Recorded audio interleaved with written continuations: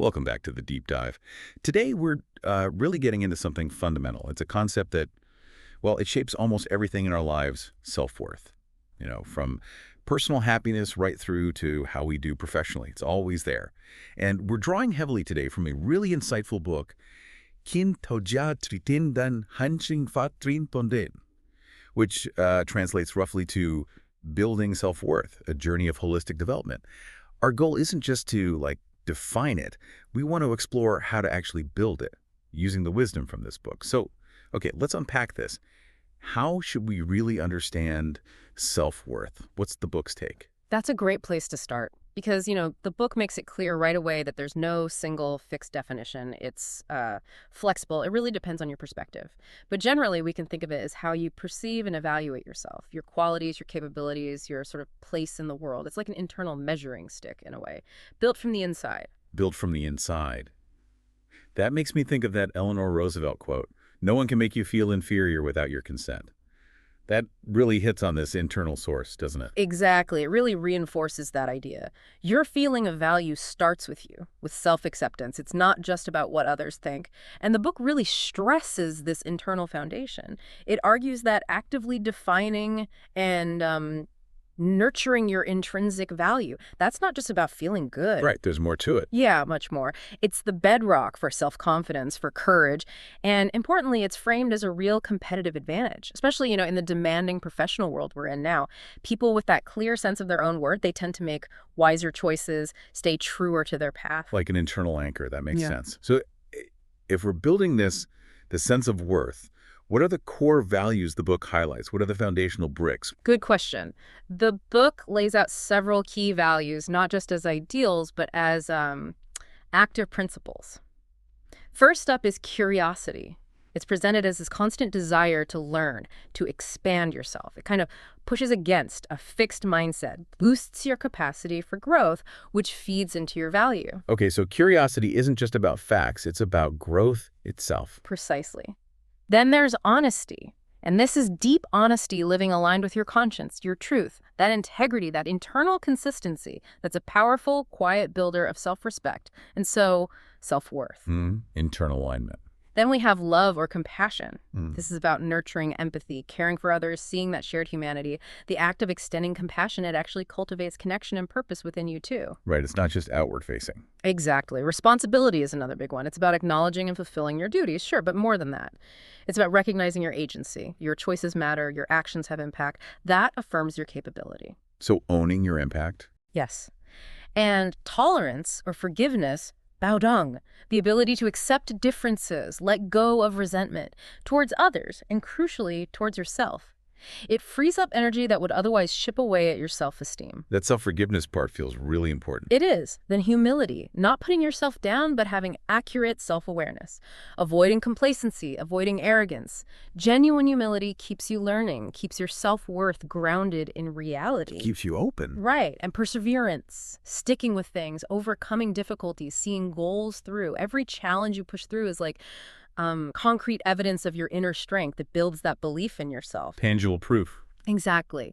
And finally, a really interesting one, contentment or biddo. This isn't about being passive, but appreciating the present, what you have. The book sees it as an antidote to constantly needing external validation, finding value right here, right now. Wow, that's quite a list. And listening to them, it feels like these aren't just personal things. If you really live these values, they have to ripple outwards, right? Into relationships, teams, maybe even the community. Absolutely. The impact goes far beyond the individual. It fosters connection, trust, a healthier environment for everyone. It connects the personal journey to a bigger picture. Okay, so we have these foundational values. Now, how do we actively build on them? What are the specific strategies the book suggests? This is where it gets really practical for people, I think. Definitely. The book offers several direct strategies. The first one sounds simple, but it's profound. Always be yourself. Luon la chin min. This takes real self-awareness, and courage, accepting your whole self strengths and perceived flaws.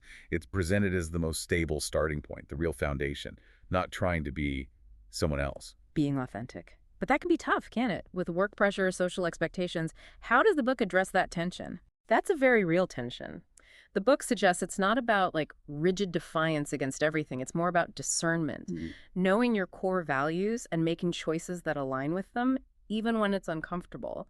That alignment builds inner conviction, and it flows right into the second strategy. Which is? Focus on your own journey. Stop comparing. Nung-sul-san ka. Thank you. The book really digs into why comparison is so damaging. It rarely motivates in a healthy way. Mostly it just plants seeds of doubt, envy. It actively eats away at self-worth. Yeah, that comparison trap is so easy to fall into, especially online. It's about shifting focus inward then. Exactly. Recognizing your unique path, your own pace. Which leads to a crucial point you raised earlier. Being yourself doesn't mean staying stuck. The third strategy is continuously learn, improve, and develop. Right, so it's not static. Being yourself includes growing. Absolutely. They're inseparable in this view. Actively building skills, gaining knowledge, staying current, that directly boosts your competence. And as your competence grows, your value, both internally felt and externally recognized, increases. Self-worth isn't just a feeling. It's shown through capability, too. So learning directly fuels self-worth. Makes sense. What else? Another powerful, maybe deceptively simple strategy: practice gratitude. Look, Han Long Beat Om. This is about intentionally focusing on the good things, big or small. In life, in work, the idea is that this practice slowly shifts those negative thought patterns that often tank our self-esteem. You start seeing abundance instead of lack, which naturally builds confidence. I like that. It's like you're building up a kind of spiritual immune system. Gratitude doesn't stop bad things happening, but it makes you more resilient, helps you stay optimistic. That's a great analogy. It fortifies you from within. And the last strategy in this group is live with purpose. Sunggamuktiyo.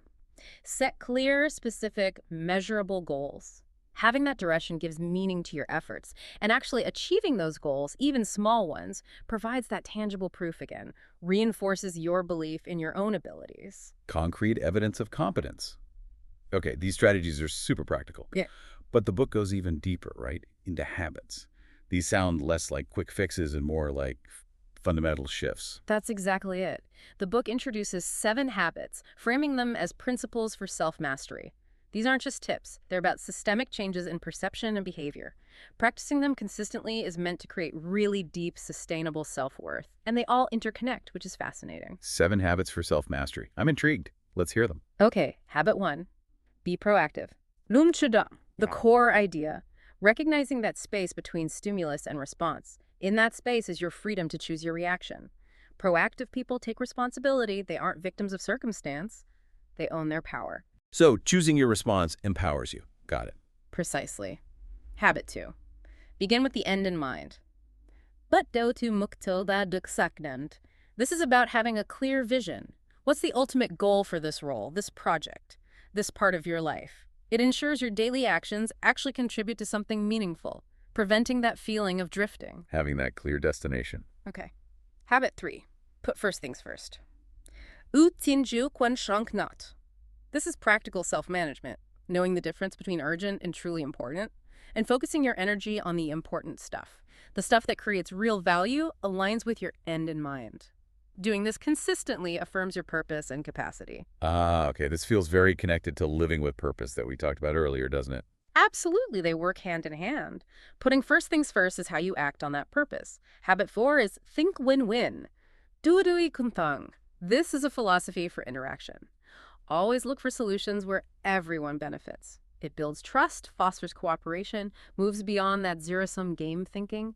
And for self-worth, it shows you can create value with others, not just against them. Moving beyond competition to collaboration. Yes. Habit 5.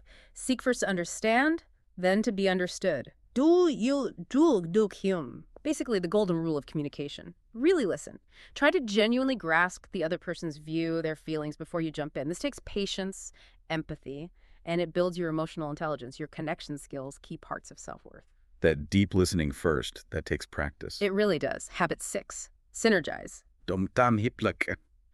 The idea that the whole is greater than the sum of its parts. Respect differences, build on strengths, compensate for weaknesses together. Collaboration achieves more. And recognizing your role in that synergy enhances your sense of contribution and belonging. Valuing the collective effort. Okay. And the last one. Habit 7. Sharpen the saw. Rendebanten. This is the habit of renewal. Continuous self-care and development across 4 key areas. First, physical, eating well, exercise, rest, honoring your body. Second, mental spiritual. Things like meditation, nature, reading deeply, introspection, cultivating inner peace. Third, intellectual. Continuous learning, reading, writing, expanding your mind. And fourth, social emotional. Community involvement, empathy, building positive relationships, nurturing connections. Physical, mental, spiritual, intellectual, and social emotional. Keeping all these dimensions sharp. Exactly. It's holistic renewal. It prevents burnout, keeps you vital, which directly supports your internal sense of value. And the book's point is, when you practice all 7 habits together, they create this upward spiral. You become more effective, sure, more trustworthy. But deeper than that, you build this incredibly solid core of inner value, confidence, integrity, peace, that's less shaken by external stuff. It really makes you wonder, how transformative could this interconnected practice be? Wow. That's a lot to take in the best way possible. What an incredible journey. We went from defining self-worth, looking at those core values like honesty and perseverance, then those practical strategies, being yourself, stop comparing, keep learning, gratitude, purpose, and finally these 7 profound habits for self-mastery. So looking back at all of this, what's the big takeaway, the core message? Well, I think what really stands out is that building self-worth, it is a journey. It's long-term. It takes self-awareness, persistent effort, no quick fixes. But the most crucial message consistently echoed in the source is this: your true value doesn't really come from outside praise, not from recognition. It comes from your daily choices, how you face challenges, your constant effort to just be a slightly better, more authentic version of yourself each day.